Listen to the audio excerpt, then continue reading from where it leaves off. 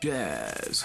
My great uncle was a great jazz drummer, and I have some of his collection right here, some articles and things. I wanted to try to post some of these things because a lot of family members don't have access to these records. This fella here, who Uncle Ronnie played on this record, this is a trombone player named Rod Levitt. Worked with Gil Evans on Miles' stuff, and he's got quite a. This is just one of the people that people that he played with. He was a sideman, pretty much playing drums, and then later on in life went to Wyoming, Yellowstone, and started the Yellowstone jazz concerts there, and was a professor. My grandmother was Alice Bedford, and he was the youngest child of the Bedford clan, they called it. Bedford Curse is another name. A lot of family history, a lot of family tragedy, a lot of family problems. Rags to riches to riches to rags, but out of all the chaos and the like came music. I wanted to read this letter my Uncle Ronnie sent me here. This is the one that he sent on December 28th, 1989. Dear Chris, just received the t-shirt. Thank you. I think it was a 1369 Jazz Club t-shirt that I sent him. I don't know. Do you plan on finishing at Berkeley? Well, I tried. I know it's very expensive. It was. It sounds like you like Boston and that there is a pretty good music scene happening there. There certainly is. If you don't go back to school, it would be a good idea to get a good teacher and study privately. You should try to get a well-rounded background. Do all the playing, jamming, and rehearsing, in quotations, that you can do. That's right, Uncle Ron. Okay. The saxophone spectacular I made in 1977. Both Bob Moses and Billy Hart are good friends of mine. So I would ask them about Bob Moses. He was a drummer, not to be confused with civil rights activist Bob Moses, who recently died, but Bob Moses, the drummer, who was in the Boston area. Billy Hart was a drummer who played with Herbie Hancock. They're both good friends of mine. They used to sub for me on a trio gig that I had in New Jersey. Please say hello to them for me. Also, Jimmy Jeffrey, I've known since the 50s. We did a concert at the New England Conservatory a couple of years ago. Well, that's freaking awesome.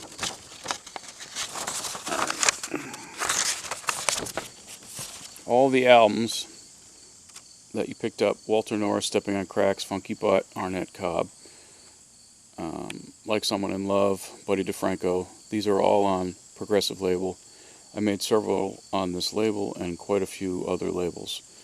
Mr. Lucky, Buddy DeFranco on Pablo with Albert Daly and several other good players. Roaring Back to New York, New York, Bill Waltris on Famous Store Records. I'm enclosing a real good Hank Jones album I made in 1976 and a Benny Carter album with Joe Pass I made in 1988. I'll be back east to do the JVC Festival in June 1990, June 23rd and 24th. I'll be playing at Waterloo Village in Stanhope, New Jersey. The whole Bedford clan is planning on being there. Maybe I'll see you there.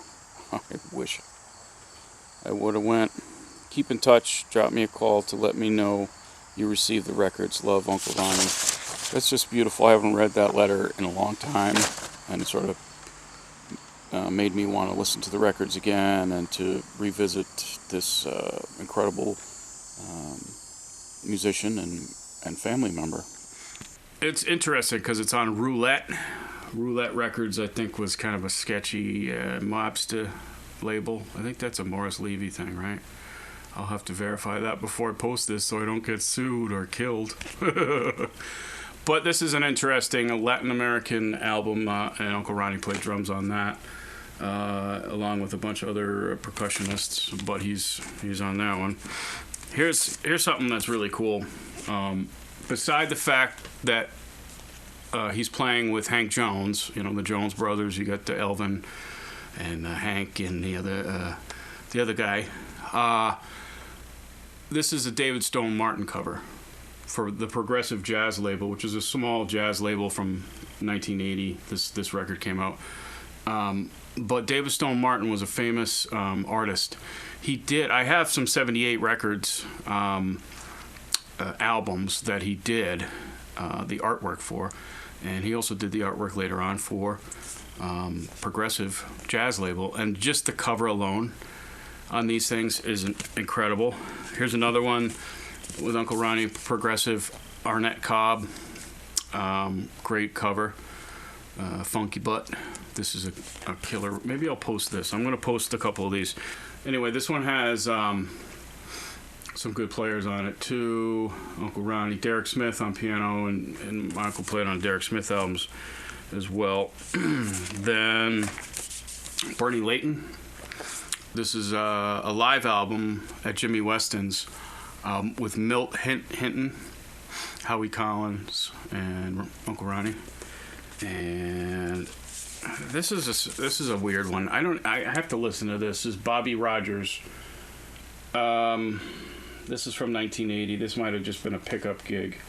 It's a West Hartford label, so it's a Connecticut, the same area that he was in at one point. This is the album. This is one of the albums that he did with Benny Carter. Here we go.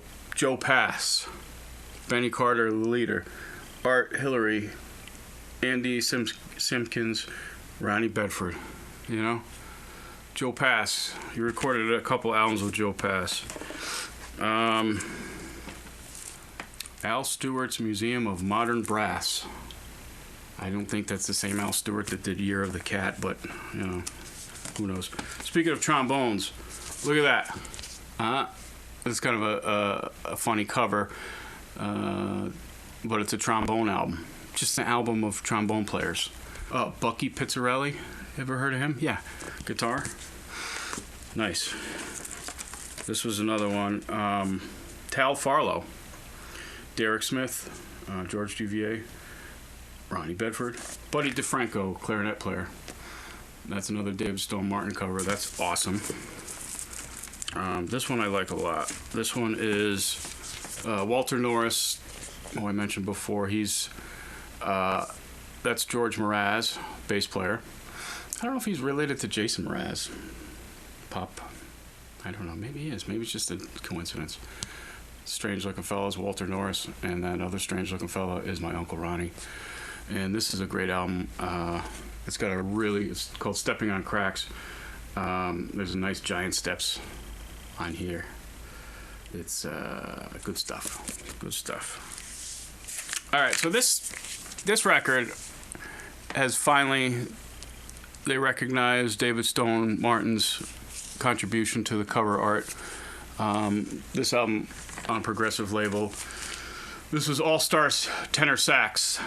All-Star Tenor Sax. All right. This is the first time I've noticed. I've had this record for 20-something years, maybe even longer. But if you look here, what does that say? All-Star Tenor Sax. Spectacular. Was there a T? Or is the T... The E is the T, too. And that's pretty cool. All right, so this one has a bunch of folks on it there. George Mraz playing bass there. Uncle Ronnie, Derek Smith. So that's the same lineup as a couple of these other ones here. Benny Wallace, Ray Turner, Frank Socolow, Flip Phillips. I've heard of him. Peter Loeb, Scott Hamilton. Not the skater Scott Hamilton. Is that even a thing? So anyway, that's that one. That's kind of cool. Here's another one. This is, again, Hank Jones. This has got...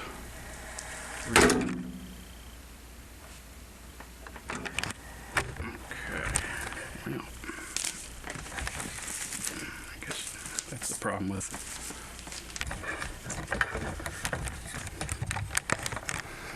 That's the problem with buying plastic tripods from Walmart, is that they just melt in the 100-degree heat. They flip over.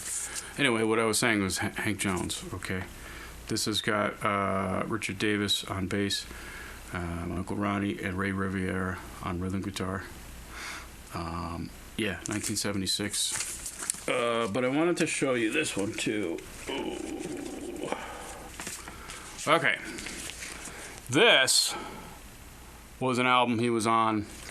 And, you know, I have a high tolerance for 1960s music because I like, you know, some of the psychedelia, some of the garage, some sort of early proto-punk stuff, and even the classic rock. And Led Zeppelin was...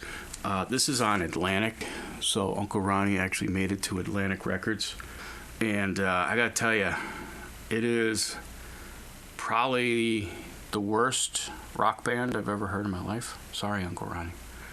Maybe he did it for gig, you know, for some money as a gig. But this is like 1970, and it is awful.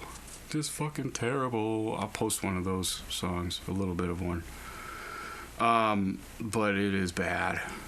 And, you know, sometimes jazz musicians had to pick up rock gigs, and there's a couple of soundtrack albums he's on too. He did some Broadway and off-Broadway things in the pit crew there. But sometimes, you know, you have to do what you gotta do. This is, I would normally love, you know, all kinds of, oh, this is a new 60s or 70s band. I love this, you know, they never just knew about these guys. Well, this is one discovery that I thought, you know, maybe you should have stayed over there. But, you know, it's Uncle Ronnie, so I want to hear it. But, yeah, check this out. So this is the record right here of the band that Uncle Ronnie played drums on. Again, signed to Atlantic Records. Actually, looks like they didn't have much of a budget because that's all the front cover says. But this is the lineup for musicians. But I just want to put this record on just to show you. And I love this because it's the Atlantic. You know, there's My Favorite Things. There's Max Roach, Joe Tex. Just like, how many times have I seen that? But usually, you know, when you put it on a Led Zeppelin record, you know, Led Zeppelin 2 or something. So here's the first song on the first side of this record.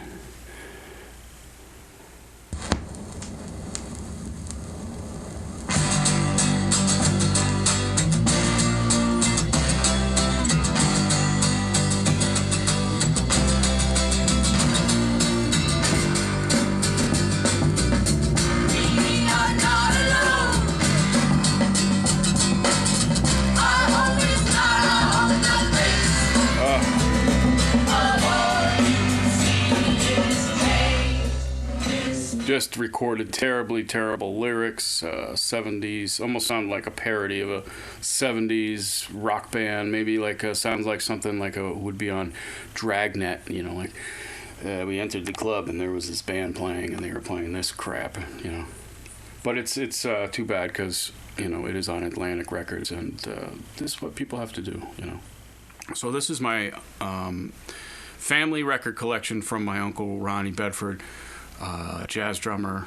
I wish I had got to see him. There was one more family reunion that I was scheduled to go to before he died, and I'm always going to kick myself for not going, but I had to work. And it's kind of like, you know, Uncle Ronnie had to work. Uncle Ronnie missed his sister's funeral, Mary, because he had a gig, you know. And you know, at the time people were like, what? You know, that's his sister, you know, he's missing the funeral. Life as a musician, a jazz musician, whatever, you know, you got to make those choices. And, you know, okay, maybe that wasn't his sister. Maybe he should have went to Aunt Mary's funeral. But, you know, he had a big gig and a big payday. And, you know, sometimes you've got to do that. And as a musician, it's a really kind of shitty life.